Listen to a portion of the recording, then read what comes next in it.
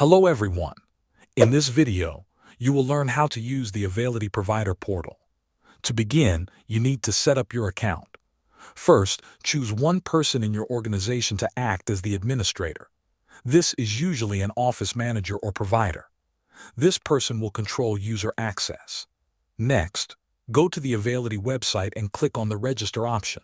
Select your organization type as provider, then enter your organization details, including your tax ID, national provider identifier, and your physical address. After registration is complete, the administrator can invite staff members and assign them roles such as billing or clinical access. Once your account is ready, you can check patient eligibility and benefits. This step helps you avoid claim denials. From the main menu, select Eligibility and Benefits Inquiry. Choose the patient's insurance payer from the list. Then enter the provider's NPI. After that, input the patient's member ID, date of birth, and full name. Submit the request and review the results.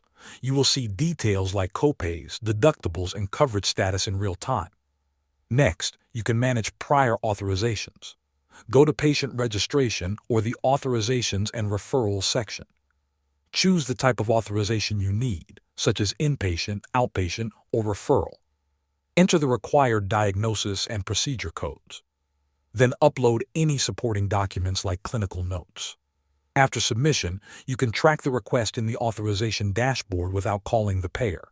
There are also many more features which you can use to manage tasks efficiently using Availity Provider Portal. Thanks for watching.